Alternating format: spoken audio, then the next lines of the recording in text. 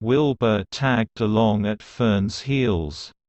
When she waded into the brook, Wilbur waded in with her. He found the water quite cold, too cold for his liking.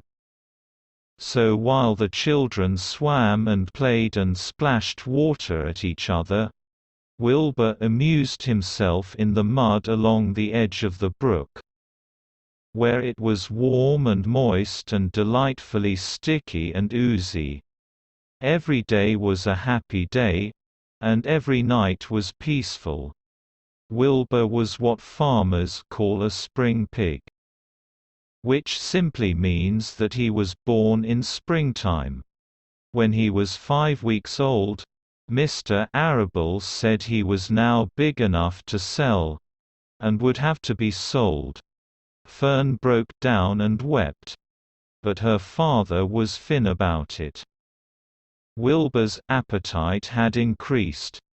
He was beginning to eat scraps of food in addition to milk. Mr. Arable was not willing to provide for him any longer. He had already sold Wilbur's 10 brothers and sisters.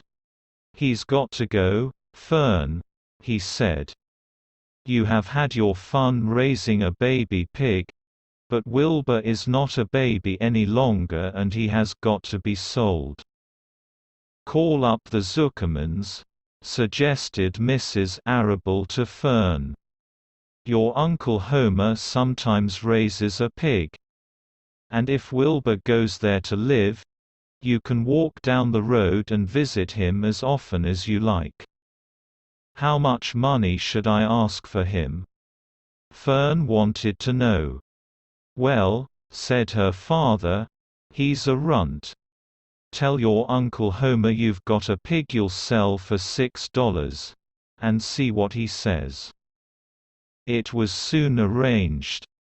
Fern phoned and got her Aunt Edith, and her Aunt Edith hollered for Uncle Homer, and Uncle Homer came in from the BAM and talked to Fern.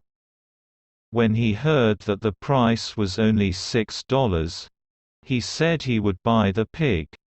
Next day Wilbur was taken from his home under the apple tree and went to live in a manure pile in the cellar of Zuckerman's BAM. To be continued. Chapter 3.